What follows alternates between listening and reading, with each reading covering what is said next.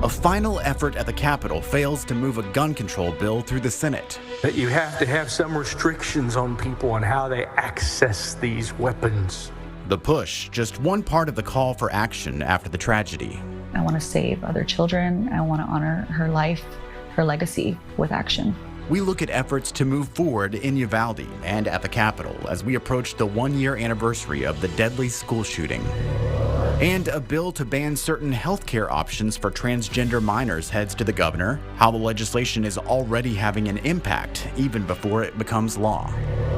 Plus, we show a state lawmaker video from a Texas school at the center of abuse allegations, why our investigation has him talking about the need to change state law.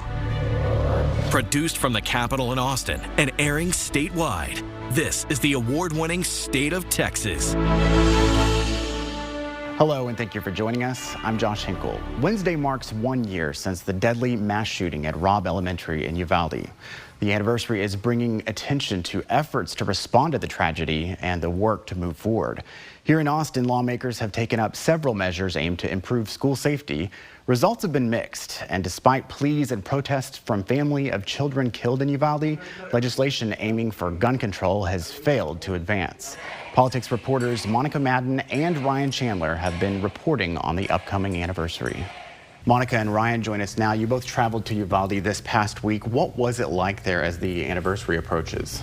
Josh, every time we go back there, it's always, I feel my heart is heavy being back in that community. You see the crosses in the town square still there. You see the crosses outside of Robb Elementary, which is still there. And you can just, it almost feels like time is frozen, especially when we're out and talking to members of this community who are still really struggling with what happened, given, you know, one, just how tragic everything was, and two, the lack of transparency and accountability that we've seen in the aftermath of the year. We spoke to Kim Rubio. She is a mom who lost her daughter, Lexi. Lexi was one of the 19 children who died that day. And, you know, 1 year later, Kim is still having a really difficult time just even processing what happened, and being able to grieve and move on and get closure is a difficult thing for her. Here's what she had to say about who Lexi was and how she's trying to honor her. I don't want her to be remembered just for this tragedy, just for May 24th. I want her to be remembered for the beautiful person that she is.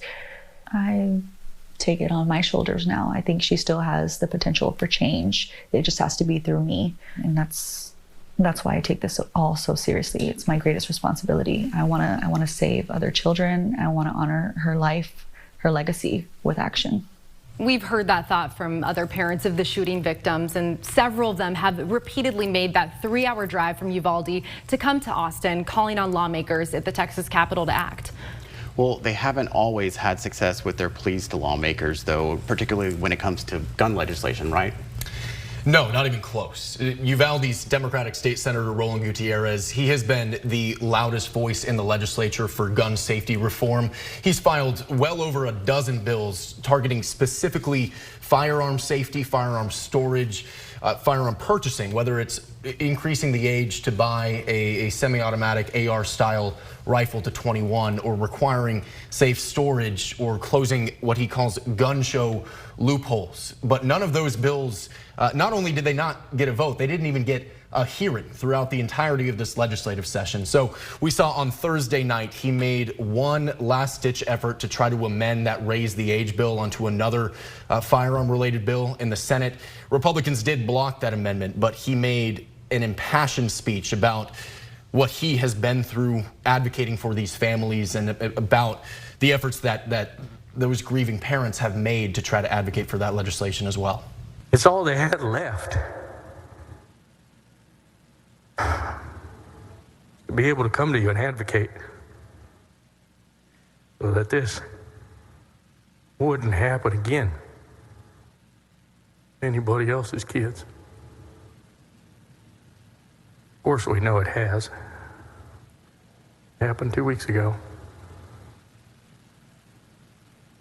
So I get what you guys have to deal with back home, and I get that you have to go and run for office. Sometimes you just got to tell those people to go to hell. And you're here to protect kids. And that's all that matters. Senator Gutierrez acknowledged that Thursday was likely the last chance to get the raise the age legislation passed this session. The bill he was trying to amend aims to toughen the penalty for selling or giving a gun to someone who is prohibited from otherwise possessing a firearm, and that passed with unanimous support.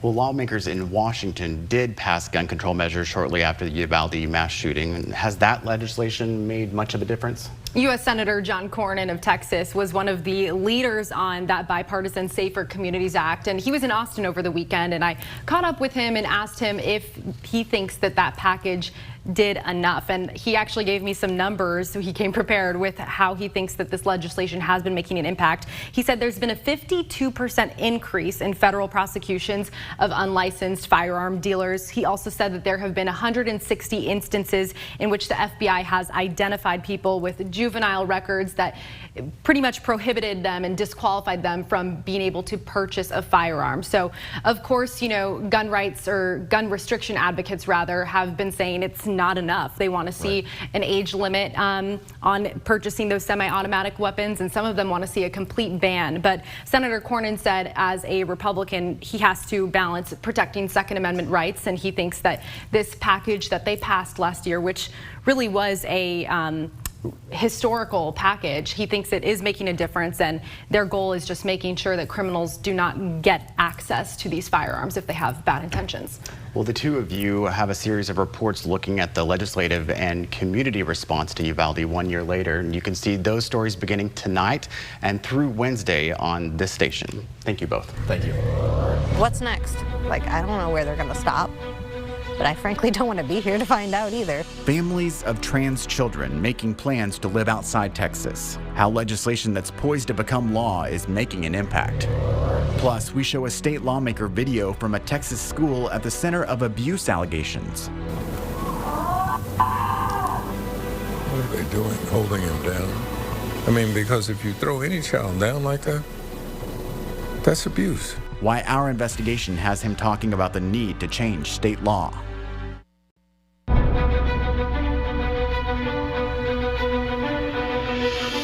Governor Greg Abbott is expected to sign a bill into law that will ban certain health care options for transgender minors, but the legislation is already having an impact even before it becomes law. Will Dupree looks at the fallout for one Democratic state lawmaker and for a local family planning to move out of Texas. This box is filled with precious moments. They're little figurines. I started collecting them as a baby. Lauren Rodriguez is packing up what matters most to her ahead of a big move next month. I'm excited. Last year, she talked to us about putting her house for sale, and now that it's sold, she'll soon leave Texas and reunite with her transgender son, Grayson. I asked for a last photo in Texas because he's never coming back, and this is what I got. Grayson already flew more than 7,000 miles from Austin to New Zealand to begin nursing school and a new life far from the political fights happening at the Texas State House. This week, state lawmakers sent Senate Bill 14 to the governor's desk. The legislation bans transgender children from receiving puberty blockers or hormone therapies, as well as surgeries to aid in their transition. Every Republican in the Texas House supported it, along with these 4 Democrats. Only one, Representative Sean Thierry, rose to explain her vote. I am making a decision to place the safety and well-being of all young people over the comfort of political expediency. That spotlight led to a Democratic club in her Houston district to formally censure her. Plus, a challenger officially announced he'll try to unseat her. Equality Texas, the LGBTQ plus advocacy organization, predicts backlash at the ballot box. I think it cements in her legacy something that will not be viewed pleasantly by people in the future. Despite the pushback, Thierry stands by her vote. I believe that the majority of people that live, work, and play in my district agree with me, and I heard from them. The election is more than a year away, and one thing's for certain, Lauren Rodriguez and her family won't be Texas voters much longer. What's next? Like, I don't know where they're going to stop, but I frankly don't want to be here to find out either. So. Will Dupree joins us now. And Will, you mentioned several Democrats supported this bill. So why is Representative Sean Thierry feeling most of the backlash? I talked to Brad Pritchett with Equality Texas about that, Josh, and you heard briefly from him there in the story. But what he told me is that, yes, a handful of Democrats voted for this legislation and added that they all should face additional scrutiny from voters. But Representative Thierry was the only Democrat to go during the debate to the lectern there and say that she did not believe these health care restrictions would harm the transgender community. It was a very public departure from what most of her caucus felt. And I know a day after her vote on SB 14, someone stepped forward to say that he would challenge her in the primary next year. So how's she feeling about her re-election support? Yeah, this same challenger, an activist named Ashton Woods, sought to unseat her back in 2020 and lost that primary by about 35 percentage points. Representative Thierry reminded me of that when we talked earlier this week, and she did not really seem too concerned that she would have her seat face any kind of jeopardy because of her stance on this issue. She says that the majority of her district in Houston supports her stance on it. I am going to do like I always do, go back home, serve my constituents. When it's time to campaign, I'll do that too. But you can't serve effectively and be a good servant leader if every decision you make is self-serving. Her newly announced primary challenger, Ashton Woods, as we mentioned earlier, called Thierry's vote on SB 14 the last straw in making his decision to jump back in this race and challenge her again. He takes issue with a number of her stances this session, including efforts to add some security measures to school buildings. This week, though, he says that he raised $10,000 since announcing his intent to just mount a primary challenge. So he argues Thierry's position does not match what he's hearing from voters. I have a lot of people mobilizing behind me, so I can't worry about whether or not she feels like that this is going to vote her conscience. What I'm going to do is make sure people are educated. I'm going to make sure people turn out to vote, and I'm going to make sure that people know that they matter. The primary for that race will be held next year on March 5th, Josh. These inter-party policy differences should make this an interesting one to watch. Thank you very much, Will. Protecting students, we take a closer look at abuse in schools and how a state agency doesn't confirm allegations very often. And medical debt in Texas, the new progress on legislation to require doctors to give patients itemized invoices to ensure billing transparency.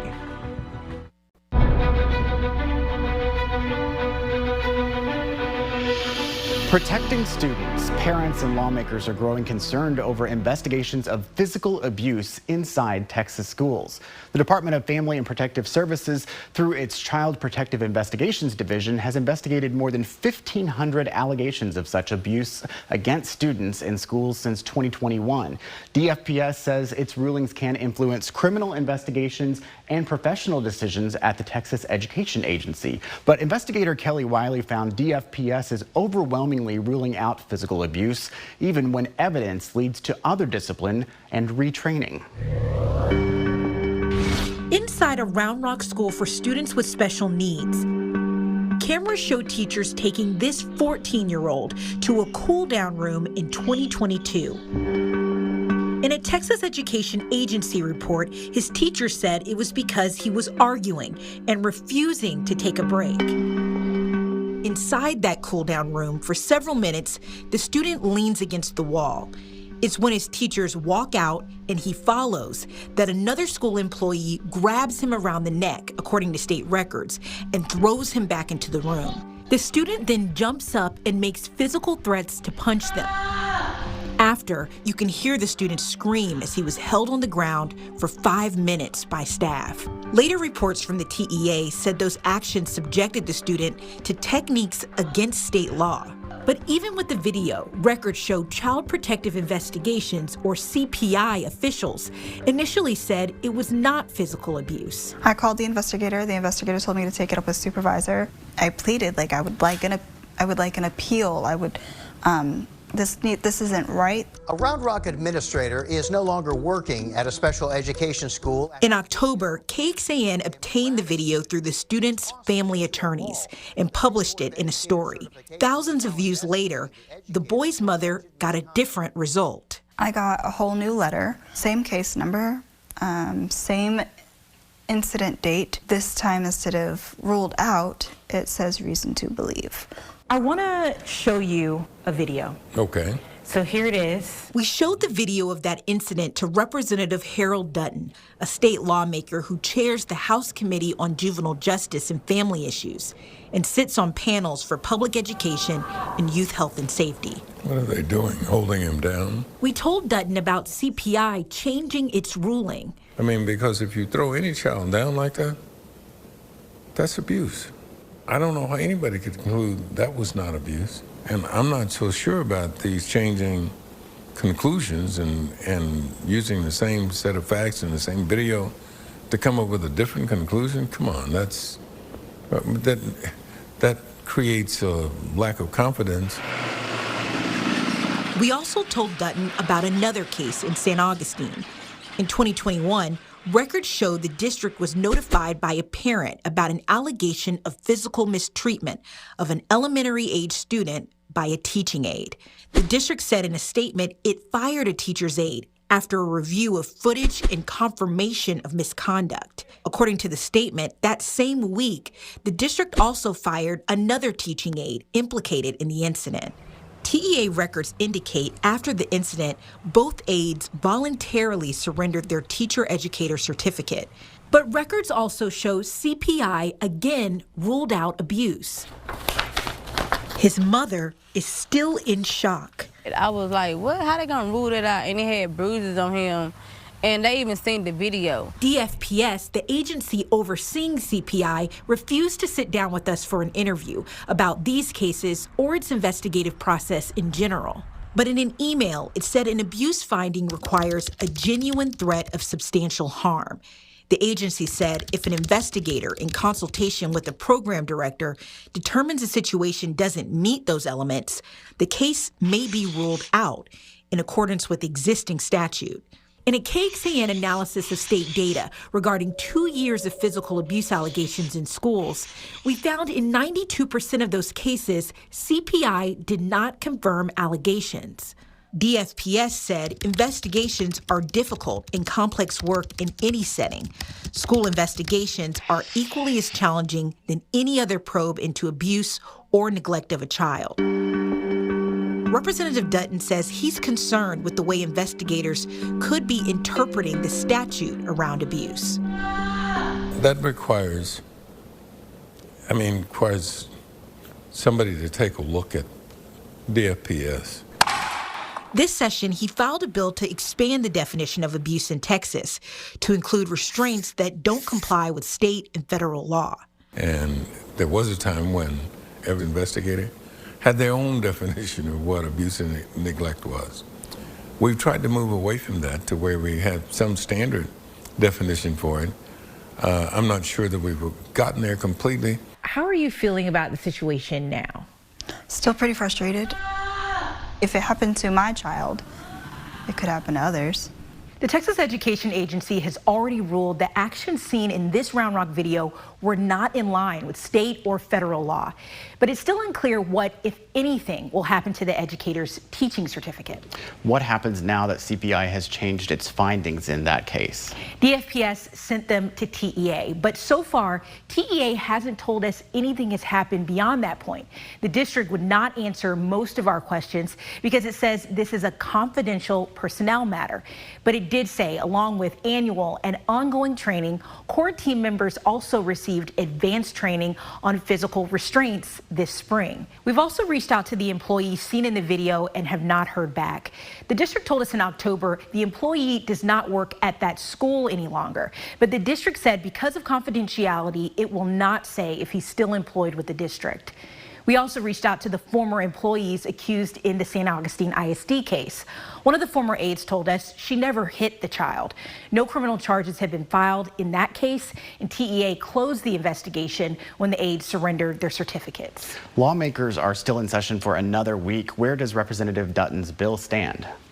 Well, the bill has been referred to committees, but it looks like this session it probably won't pass. All right, so much of this information comes from families who tell us what they've experienced. We want to hear your experiences with CPI and with investigations taking place in Texas schools. You can share your story by scanning the QR code on your screen now with your smart device. Thank you, Kelly. Our investigation helps lead to results. The new update on the effort to help you better understand your medical bills and for what hospitals and doctors actually charged you.